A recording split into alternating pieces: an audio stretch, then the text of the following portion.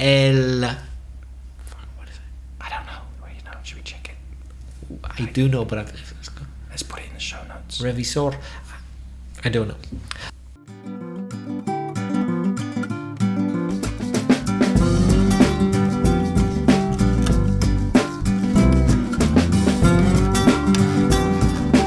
Hello, everybody. Welcome to episode 27 of Aprender Inglés con Reza y Craig. Episodio 27. How are things for you, Craig? I'm fantastic. How's life treating you, my good friend?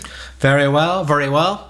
The last time we spoke, you said you were doing some oral examining. How did that go?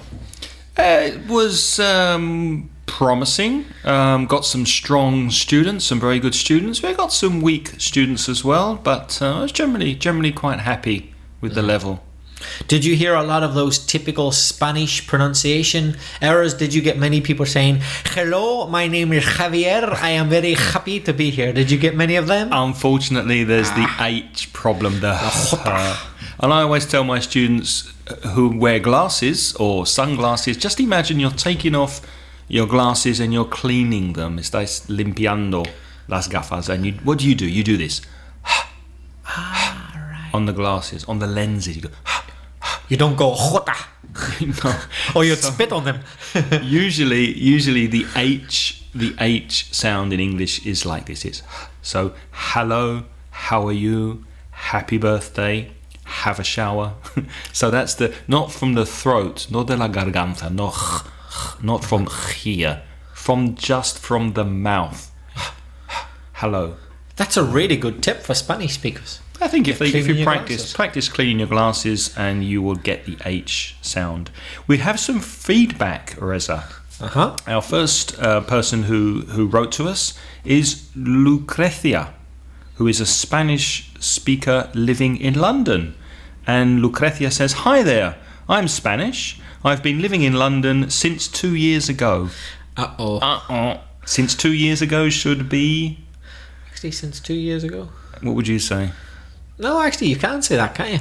Since 2 years ago. Oh, no, I don't think so. Yeah. It's not wrong. Since 2 years ago? It's not wrong, but it's better to say for 2 years. For 2 years. But it's not wrong to say since 2 years ago. Technically, it's not wrong. Okay. So, well, okay. If you want more information... But it's much better to say for 2 years. I would say for 2 years or since 2012. Since Yep. 2012. Yeah, but it isn't technically wrong to say since 2 years ago. Okay, well then I apologise. No, but you thinking it was a mistake. Uh-huh. If you want to find out more information on these time expressions for use with the present perfect, go to episode with Bea, where we spoke about the present perfect. I can't remember the episode number, but I will put the link, el enlace, in the show notes, las notas de episodio, that you can find on inglespodcast.com, so you can study and revise your time expressions, expresiones de tiempo. So Lucrecia continues and says, "I still find quite difficult to understand people talking." Pronoun missing there. I still find it. Correct. I still find it quite difficult to understand people talking, but thanks a lot for your teaching. It's very useful. Regards, Lucrecia. Thank you, Lucrecia. I hope you're enjoying your stay in London. Another message from Argentina. Tatania from Argentina. Tell me it's a dulce de leche recipe. I did reply to Tatania's comment, and I said, please send Reza a recipe for dulce de leche. He wants to make it at home and nobody's sent him a recipe. So let's see if Tatania replies. She says, "You do a very good job." Thank you. It's encouraging that people like you do this for free. Only because you want to teach us a new language. I'm from Argentina and I often hear this audio. I often listen to this podcast. Yeah, what's the difference between hear and listen to? Hear is unplanned, or you didn't make an effort to do it, it just happened. Whereas listen to is you planned. It's more active. or you actively made an effort to listen. It's a bit like the difference between watch and see. See is like a sense, like hear. So you see something whether you want to or not. But when you watch something, es más activo. You're watching the television, you're watching a football game, you're watching a sport or an activity. Yeah. Actively. Congratulations, continues Stefania. Never stop doing this. Well, I don't know. Never stop doing this. But we'll see. Grammatica. Do you have any grammar for us this week, Reza? Yes, I'm afraid it's more modals and that type of thing. Should and had better. Should and had better. For advice? That's right. Now, hopefully listeners remember from the last episode, that's episode 26, we said that have to equals, more or less, must for obligation. That's right. Have to. Now, had better is nothing to do with have to. It's completely different. Had better, that's HAD, had better equals should. Kind of, more or less. Más o menos. So it's used for giving advice, consejo. Advice. Yeah, it never changes. It's always had better. Not have better, will have, having, no. Had better. There's only one form which does not change. Okay. So, is there any difference between should and had better? Yes, they're both for advice. For example, the doctor said to me, "You should lose weight." He said to me, "You should lose weight." You're probably more likely to say that to me than to you. No, both of us. Both of us. I should lose weight. So he was giving me advice, friendly advice. You should lose weight. Debes perder peso. Debes o deberías? O deberías, yeah. Debes would be you must, wouldn't it? Oh, that's a good point, actually, yeah. Maybe deberías is a better translation, yeah, to make it more polite. Whereas you must lose weight, as we said last week, would be stronger advice. You're right. Deberías is a better translation. Now, what if the doctor, imagine the doctor said this, Reza, you had better lose weight urgently. If not, you will have a heart attack. Imagine the doctor said that to me. You had better lose weight. But it sounds like it's stronger advice. It's stronger, exactly. So had better is kind of the same meaning of should, but it's more emphatic. It's stronger. It usually implies that there will be consequences or problems if you don't do it. The consequence for me, if I don't lose weight, is I will have a heart attack. So he says, más fuerte, vamos. Es más fuerte. You had better lose weight, deberías perder peso urgentemente. Si no, vas a tener un ataque de corazón. You will have a heart attack, will be the consequences. So, had better is stronger. Very often it's used to imply a threat. A threat. Una amenaza is another reason for using had better. So it's like, si no haces eso, eso pasará. No? Yeah. So it could be you'll have a problem, or it could be a threat, una amenaza, someone trying to scare you. For example, imagine the mafioso said, "You would better pay us the money or we'll burn your shop down." It would be unfortunate if there were to be a fire in your premises and you were to lose your shoe. Pay the protection. Yeah. So mafia, protection, tricks. They say that you'd better pay them money, and if not, there'll be a problem. They threaten you. Threaten is amenazar. Amenazar. So you'd better is a better expression than should if you want to imply that there's a threat, una amenaza. So, as I said, had better has only one form. That's because it nearly always refers to the near future. You had better pay us the money or we'll burn down your shop next week or in a month soon. So there's no past form of had better. There's no future form of had better. It's just had better. It doesn't change. Don't confuse it with the past of the verb have, just like I had a drink last night.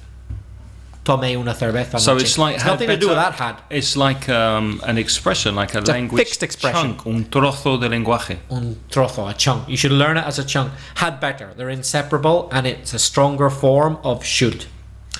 Now, should, which is similar to ought to, which we mentioned a few weeks ago, should can be used in the past. Imagine I say this to you. I should have listened to my wife. She told me to stop drinking. I didn't. Now I'm an alcoholic. Too late. I should have listened. Or I could say... We always speak about getting drunk. We do, yeah. Food and drink. Food and drink. That's our main motivation in life. And podcast. And dulce de leche. So Sorry, that's food. I interrupted you. Okay, so should, unlike had better, can be used in the past. It's should plus have, and then the past participle. For example, I should have listened to my wife. She told me to stop drinking a long time ago. I didn't. Now I'm an alcoholic. It's too late. I should have listened. Debería de haberle escuchado. Debería.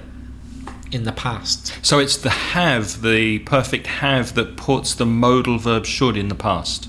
Should have, should have. Should. If you want to make should past, it's should plus have, and then follow that with the past participle. So debía de haber escuchado a mi esposa. I should have listened. Whereas, let me repeat again, had better has no past form.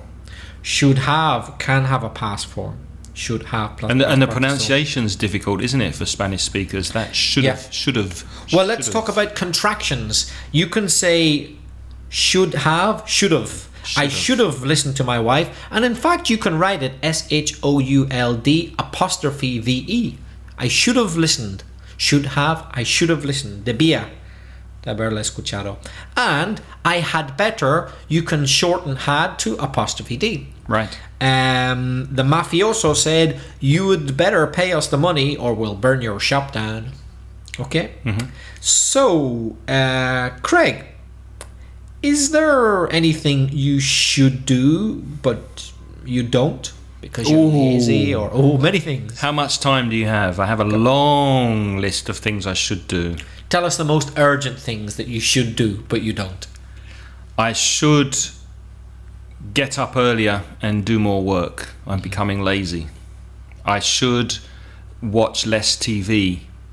And the negative, I shouldn't. I shouldn't watch so much TV in the evenings. You've used the negative. Should not, contraction, shouldn't. Mm-hmm. Yeah. Tell us about listeners wanting to improve their English. What should they do? What shouldn't they do?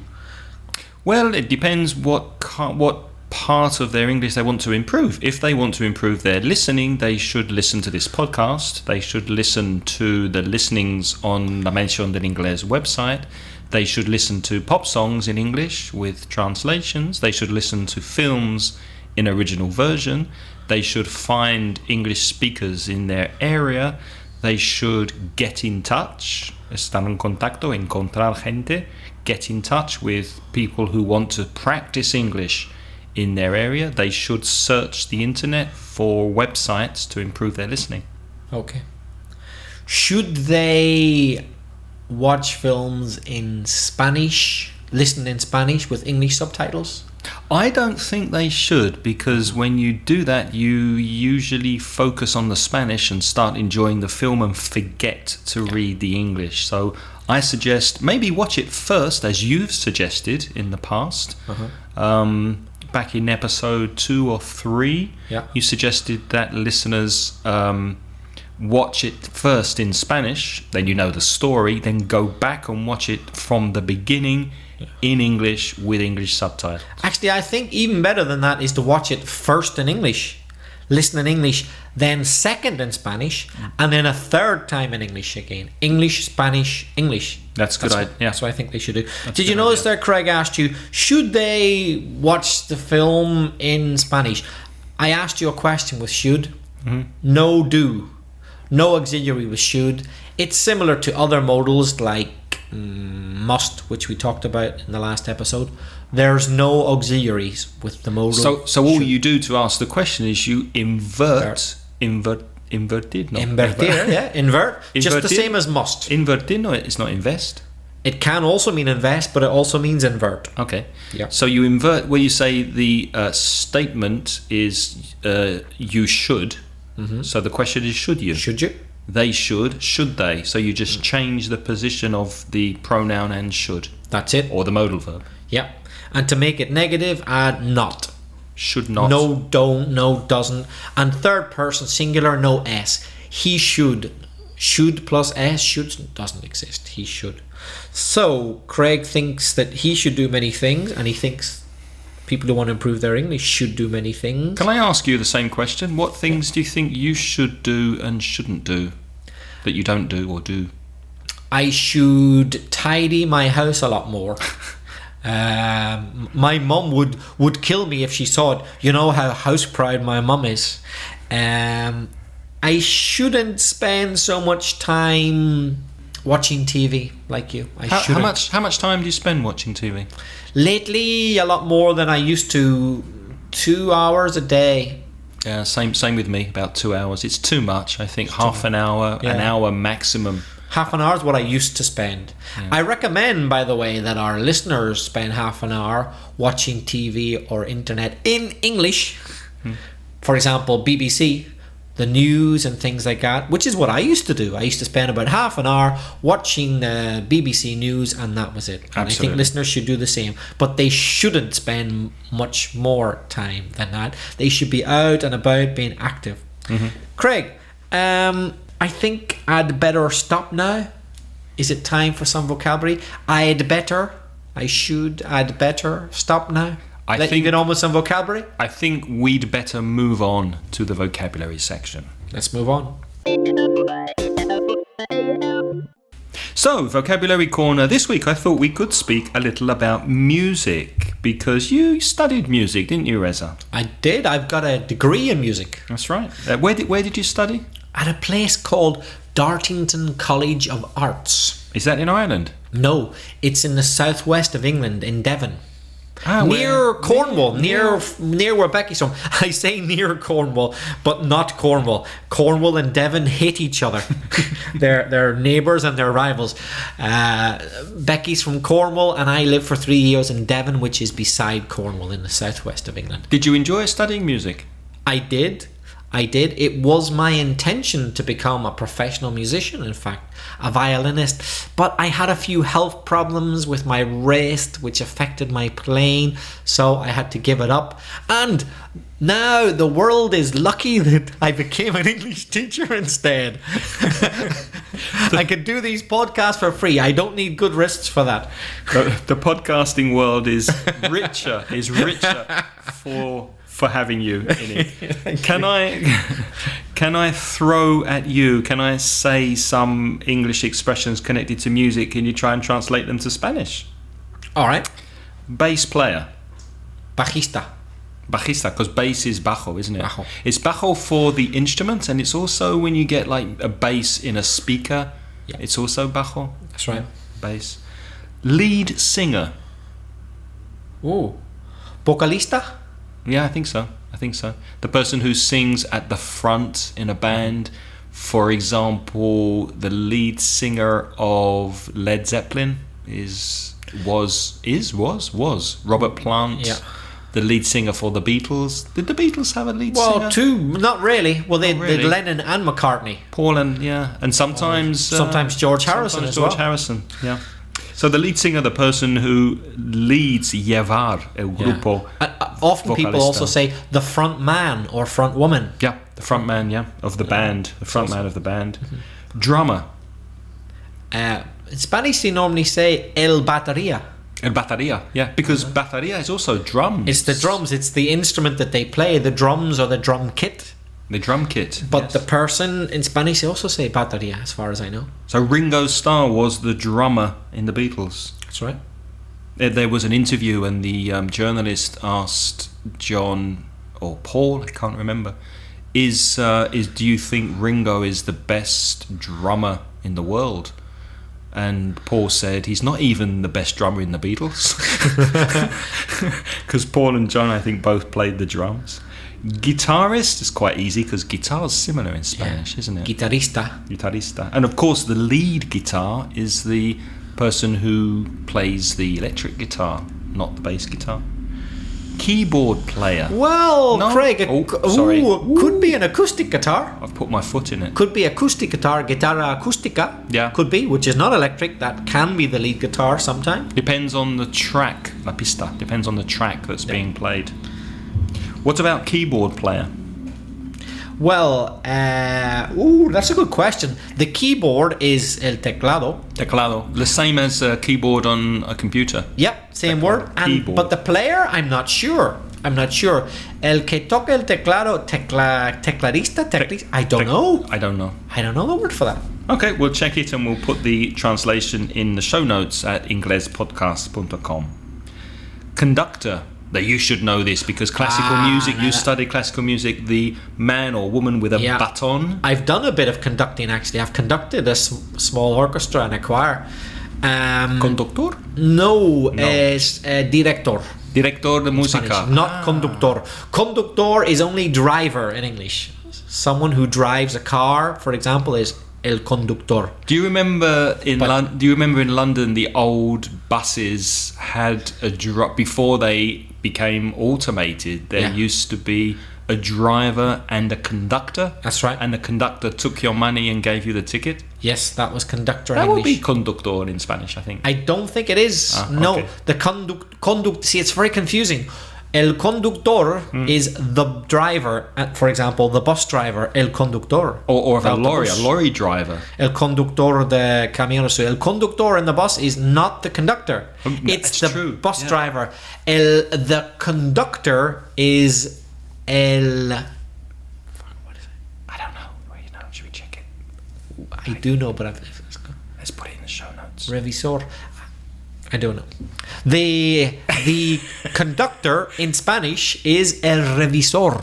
Revisor. El revisor, because revise to revise. Billete. Okay. Revise, no, he looks at, he checks. He checks the ticket. That is the Spanish for conductor is revisor. Mm-hmm. So in English, a conductor is not a person who drives ever. That's interesting. That's quite confusing as well. It can be a person on a bus, but they're not driving. They're checking your ticket. Or it can be the person who controls an orchestra. That's a conductor. What about audience? Audiencia. Yeah. Don't confuse audience with spectators, listeners. Audience, you have an audience for a performance, a concert, and you have spectators at a sporting event. So football, tennis, Formula One racing have spectators, and audience are for performances and music concerts. Loud music, loud, the opposite of soft. Yes, this is such an important word in music, and very often my students don't know it. Loud music, de volumen alto. No se dice fuerte. De mucho volumen. Música fuerte. You could say fuerte as well. Okay. Yeah. But you see, fuerte is such an ambiguous word in Spanish. For example, it's strong, very heavy metal, you could say que fuerte, but you don't necessarily mean the volume. You mean it's just really hard music. So it's quite an ambiguous term, fuerte. That's why I explain it as de volumen alto. And many of my Spanish students would say the music is too strong, meaning it's too loud. Too loud is what they should say. So they badly translate fuerte for strong. When you speak about music, it's loud music or soft music. Soft, which Spanish people also forget, Spanish speakers. Soft is de volumen bajo. Yeah. Soft. Or blando, could be blando, but not when you speak about music. Mm-hmm. Mm-hmm. And the stage where the performers play, where the musicians play on a stage. Yeah. Escenario. In Spanish, escenario. Escenario. Okay. Yeah. So the preposition is on stage. Yeah. The performers are on the stage. And finally, backing singers, the singers that stand behind the lead singer and sing in the background to give the melody. What is that in Spanish? No idea whatsoever. Not el coro. El coro is a choir or chorus. Or a chorus. Choir in a church. Yeah. Okay, that's the vocabulary for this week. Moving on to idioms. Reza, do you have any idioms for us this episode?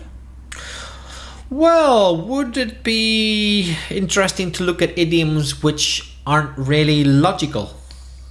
Are there any idioms that aren't logical? I suppose there are. Yes. Yes, there are. Do you have any examples? For example, to have your cake and eat it.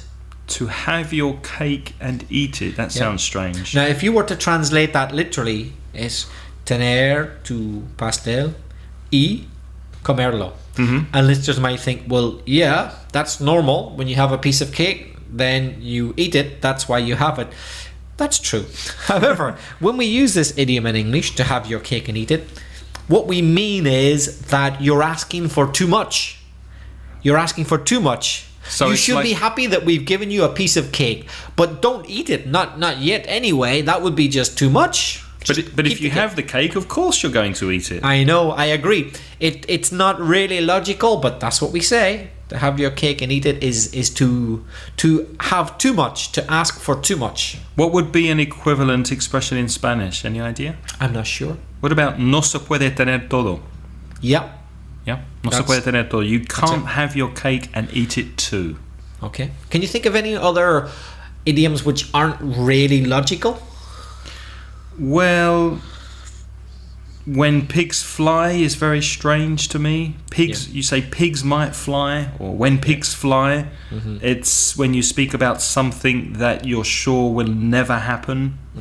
For example, one of my favorite actresses is Keira Knightley from the Pirates in the Caribbean series. I think she's gorgeous. So yeah, I mean, me going out on a date or me going out for dinner with Keira Knightley, yeah, right, and pigs might fly. Yeah, unlikely. It'll happen when hell freezes over. Or when hell freezes over. Cuando infierno se congela. Not going to happen. Not going to happen. Another one that occurs to me, it's cheap at half the price. Yes, I find that really funny because it's just complete nonsense, but we say it. It's cheap at half the price. Yeah, it's when you want to say that, yes, that is cheap. For example, how much is this bottle of beer? 20 cents. I say, wow, that's cheap at half the price. Well, of course it would be, because if it's 10 cents, it would be cheap. Yeah, it's so obvious. Everything is cheaper and at half the price. It just doesn't make any sense. It doesn't, does it? It doesn't make sense. That's what we say. Cheap at half the price means it's very cheap. No tiene sentido. Some strange expressions that I remember from childhood that my parents used to say to me. For example, they would say, wipe that smile off your face. Oh, yes. Quita la sonrisa de la cara. Wipe is limpiar. Yeah. Wipe that smile off your face, young man. It's used as a threat, isn't it? Una amenaza. Like if you don't stop smiling, I'll hit you or you'll be laughing on the other side of your face. You'll be laughing on the other side of your face, young man. So stop laughing now, or something terrible is going to happen to you. Yeah. And another one, I'll give you a good hiding. Or in American English, you might say, I'll give you a good spanking. Te va a golpear bien.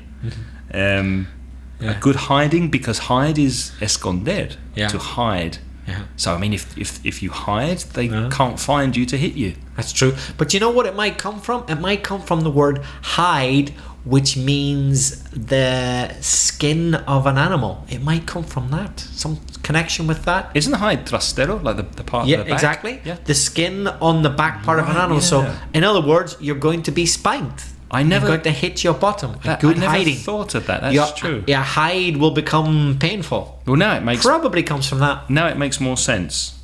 Another one I like, which is kind of logical, but not really, is if you want to say that something is very unlikely to happen, or it's not going to happen for an extremely long time, you will say, oh, never in a month of Sundays. 30 days of Sundays. Never in a month of Sundays. That means nunca jamás. Nunca pasará. No va a pasar. Never in a month of Sundays. It will never happen. Never in a blue moon. Hold on. Once in a blue moon. Once in a blue moon. No, once in a blue moon means it probably will never happen, or if it does, it's so rare that it's irrelevant. Yeah. Once in a blue moon. Isn't there a Spanish way to say that? No. Don't know. Okay. One more. You mark my words, which means I will be right. Que voy a tener razón. I've said something and it's going to happen. You mark my words, because mark you may know as receiving a mark for an exam, which in Spanish will be una nota. Una nota.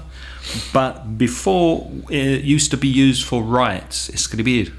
So put your mark here would be sign here, or write your name here. So if you mark my words, then you write my words, you put something down on paper. Sign it, remember it, because it's going to happen. It's going to happen. Mark my words, there is going to be another episode of Aprender Inglés con Reza y Craig. Mark my words, we're going to be very successful one day. Do you have any more idioms? I can't think of any more illogical ones for now. Okay, maybe we'll come back with some more next episode. But we have to stop there, so we had better say goodbye.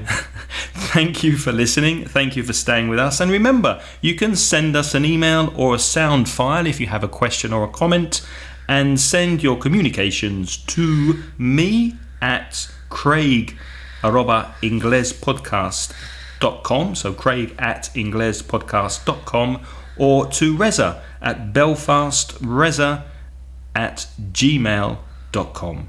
Also, please remember to write a short review and give us some stars, algunas estrellas, in iTunes, so that more people can find our podcasts. So, goodbye from me. And goodbye from him. See you next episode. The music in this podcast is by Pids. The track is called See You Later, and it's licensed by Creative Commons under a by NC license at ccmixter.org.